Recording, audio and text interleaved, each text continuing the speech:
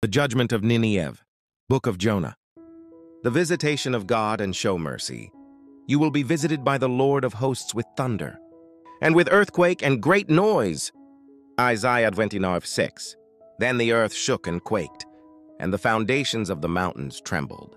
They were shaken because he burned with anger. Psalm 18:7.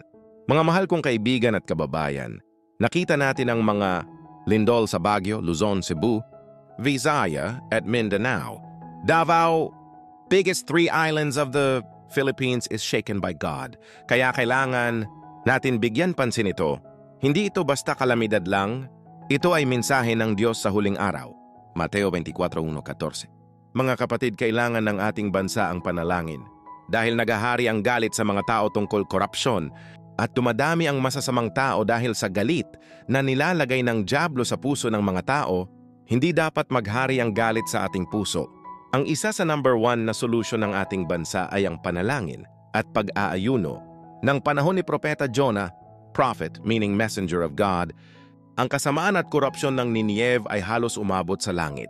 Sabi ng Panginoon sa aklat ni Propeta Jonah 1:2, "Bumangon ka, pumaroon ka sa malaking lungsod ng Nineveh at sawayin mo sila sapagkat ang kanilang kasamaan ay umabot na sa harapan ko." Tinawag si Jonah na preacher of doom dahil mabalasik ang mensahe niya sa mga tao doon.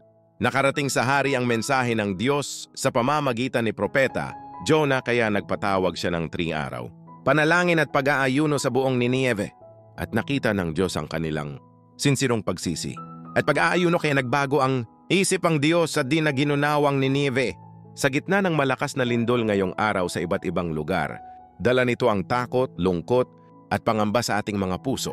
Pero huwag nating kalimutan, ang Diyos ay makapangyarihan, may hatol at may awa siyang pinapakita sa atin.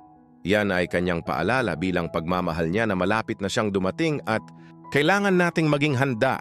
Kaya panalangin ko ang kaligtasan ng ating mahal na mga kababayan sa iba't ibang sulok ng Pinas, na patuloy tayong kaawaan ng Panginoon at ingatan sa mga sakuna pang darating, lunas at kapanatagan sa lahat ng naapektuhan. Naway kahabagan tayo ng Diyos sa kasamaan ng ating mga pinuno sa ating mahal na bansang Pilipinas. Let us humble our hearts. Magbalik sa Diyos sa gitna ng unos ng problema.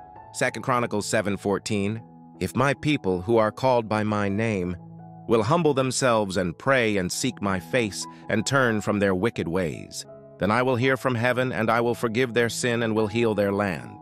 Brother and sister, prayer and fasting is the answer to heal our beloved land.